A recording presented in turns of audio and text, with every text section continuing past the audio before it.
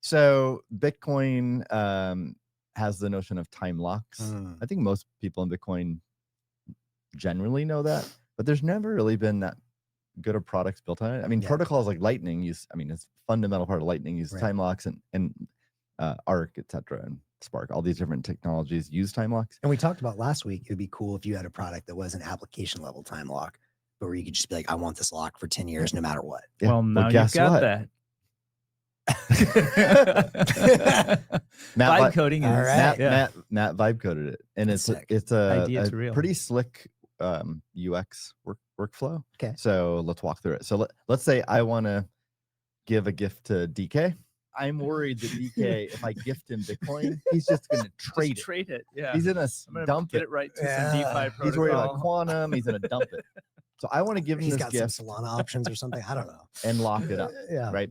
So with this new tool that Matt vibe coded, I can do that. So through a very simple interface, I can it basically he gets sent an email, and then he receives this email saying that like Steve created this for you, and if you want to claim it, like click here, and then claiming it reveals his private key, like the seed words. Okay.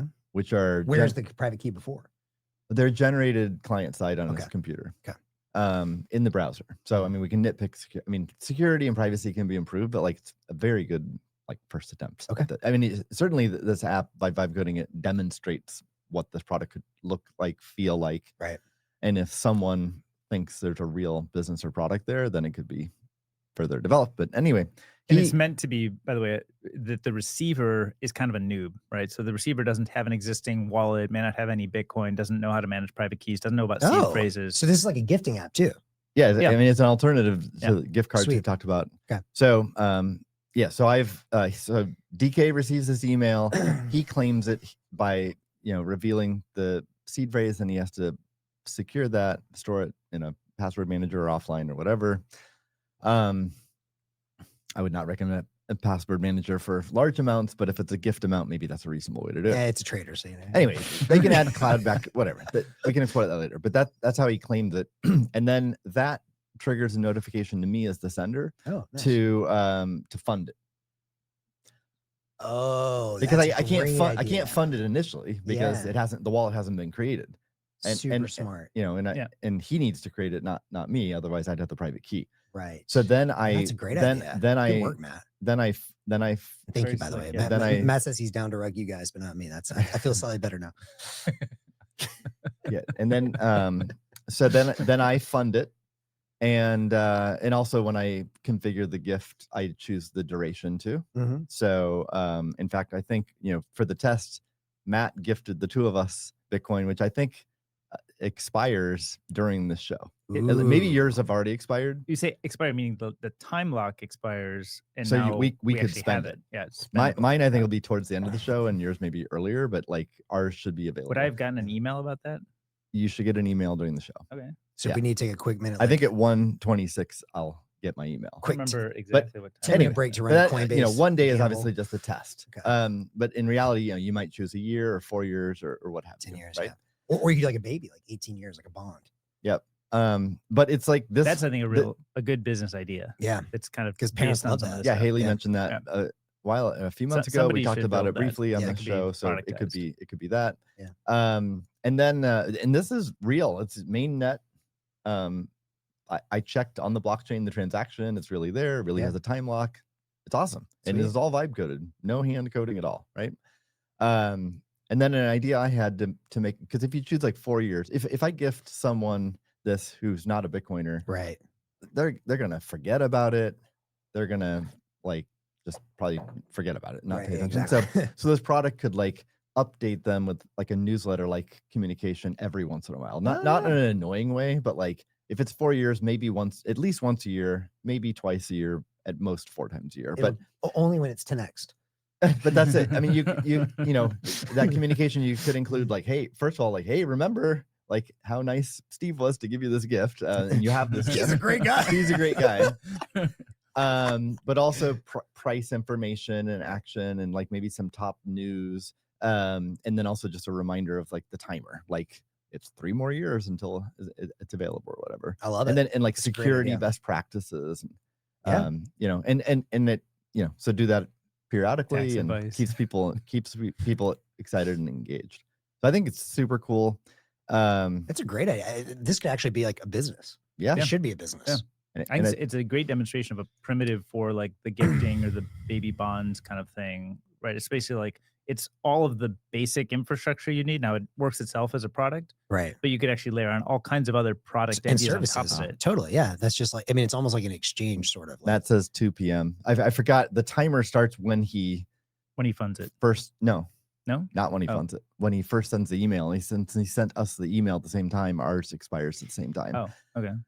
now is this the kind Poor of thing, timing though, Matt, because it's half an hour after the show. So, but anyway, So you'll we'll take our word we'll for it. update in the new year. I mean, it's incredible that Matt, you were able to vibe code this. Like that's gets me even more bullish on vibe coding. Is that the kind of thing that like my understanding was like for anything like dealing with private keys or whatever, you still probably want to like a human, like really artisanal coding it still? Is this, I mean, is this the kind of thing that like, Yes. Well, so do you Matt, feel like Matt, safe? No, not really. But I mean, Matt's talking about like what does he want to do with it? And It's a demo. my understanding is at most, well, certainly a demo. And, you know, he may launch it, but like he already has a you can only fund it like 2,500 Bitcoin, and by that I mean Sats, right? So hashtag reckless. almost dust level on chain. Right.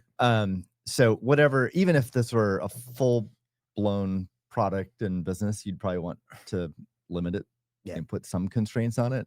But you also want minimums too, right? Because you don't want dust level Bitcoin. So probably cool. I thought the sweet spot for a product like this might be $1,000 to $10,000 gifts, like that range, like enough to be meaningful, enough to avoid dust level concerns, right? But not so much that security has to be like, you know, super. Or maybe you can only do really epic. small amounts if it's a really long time lock.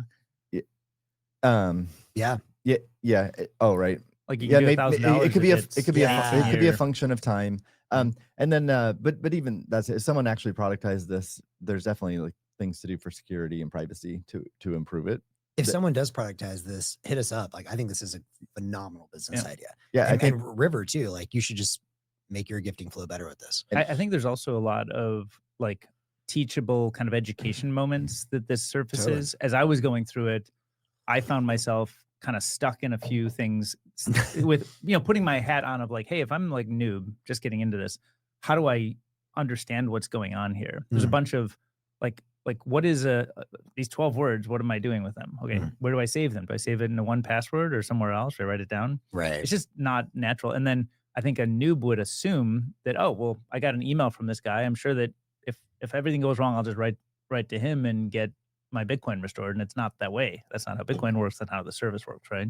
He's not building a custodial thing where he can help you recover it. So I think there's a lot of moments to like educate a noob about how do private keys work, and hey, you own the Bitcoin, we never touch it. Like make sure you hold these, and stuff like that.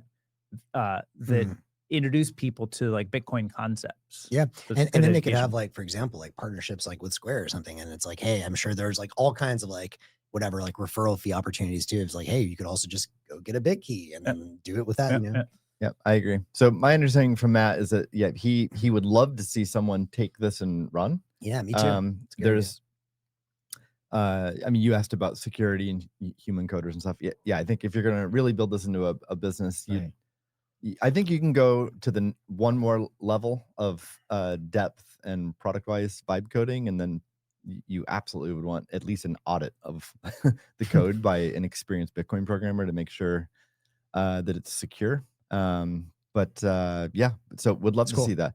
Now, another. By the way, on that the audit, not suggesting that it shouldn't be done by a human, but I think even before you get a human involved, the first time you dispatch a bunch of commands to Replit and hope that it does something, you're kind of like probing around and trying to see if it kind of works and it's like prototype quality. I think that's like probably, maybe that's the level that Matt has gotten it to at this point. But you could still take the underlying code and bring it outside into like a different, an LM that you have like a direct relationship with. It's not trying to build it and just be like, here's the code for this thing. Like, should I be concerned about how the private keys are Well, it's generated? already happening Refactor it, live. simplify it, Yeah. etc. Matthew's already said he's about to quote vibe hack Matt's nice. project. So like we don't even have to like this is the beauty of the internet. Yeah.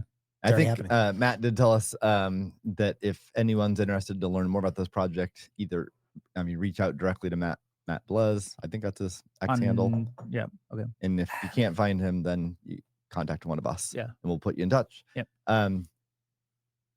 I also want to talk about the broader vibe coding community that he's thinking of. Yeah. Anything else though on his specific project? Well, I mean, I think there's a lot of opportunities around this. So like I would focus on the fact that it's a demonstration of what can be done, but think about all of the different UIs that could be built around this. So Totally. like, you want to do a gift for a newborn child that goes for 18 years or whatever, it's a college type thing. I think that's a great, Bitcoin bond type of use case. There's a totally different UI you could imagine, which is like, I've been imagining this idea of like personalized, AI generated personalized greeting cards. So like on Steve's birthday, we could create a greeting card with our faces in it, doing something fun and silly together. And I could be like, happy birthday, Steve. And it could come along with some Bitcoin, right? So I think in a sense, this is the foundational layer, but it's not just one product. It's almost like a foundation that could go in a lot of different directions. Well, and that's why I said it feels like the early days of like an exchange. It's almost like an exchange. Like once you have an exchange, then you can build lots of products on top, like Bitcoin backed lending, like payment services, whatever. And but you need first to get the relationship with the customer and like someone that's like acquiring some Bitcoin. And this is a great way, like a new novel way to do that. Yeah, actually, 2 more points on this product. The last couple episodes we talked about the gift card experience, and I had high hopes for it. It was a little disappointing because of the significant friction on onboarding. This does not have that, right? So because there's no regulatory issues here. It's completely self-custodial. There's no licensed MSB. There's no regulatory requirements. So it's a very slick onboarding UX, which I think is great. And secondly, we talked about business model of gift cards. Gift cards, it's a tough business model because the middlemen have so much power that they extract all the margins. Unless you go around them. Well, and do purely digital. Exactly. So this product goes around them. So the margins are like completely that service. Now you have to have a plan to acquire customers. You're not at like Walgreens or a grocery store on a rack. You don't get that distribution, but you have to find new ways to distribute. But you capture all the margins. Yeah, and I mean, I was talking a little bit with Bob, and he was giving me just a bit of an overview of the gift card landscape. These are massive companies, like tens of billions of dollars valuation. Like I didn't realize how big they were. So there's something there. I also another flow that I would love to see that I think would be amazing. And again, each of these flows, like there's like kind of like scaffolding or like both UI, but also potentially some like legal stuff that needs like helping, right? So one that I think would be super dope is for charity or donations. So I remember a couple of years ago, I think it was Jack and Jay-Z funded one of these initiatives. And I think they did one in Brooklyn and one in Africa. And they like gave them like a Bitcoin endowment they couldn't touch for a long time. Amazing. Those two, whatever institutions are going to be balling out in 10 years. So imagine if anyone could do that. So it's like, okay, you want to donate to EFF. And it's like, well, I can give EFF a little bit of money now, but I'm probably going to waste it, like whatever, because it's a nonprofit.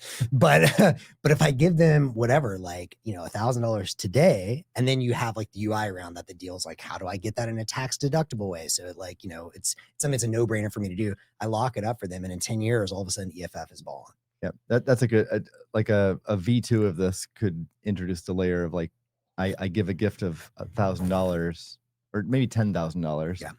And then it's in $10,000 tranches. Yeah. And each the time, 1 year time lock, a 2 year, 3 year, all the way to 10 years. Yeah. Is another model as well. You can imagine giving this to your kids or your like nephews or nieces, all kinds of ideas. So it's cool. I think suffice to say, if someone wants to build this, and I think all three of us would be very interested in funding this. I'm extremely interested. It's a really good idea. I think it would be a great business.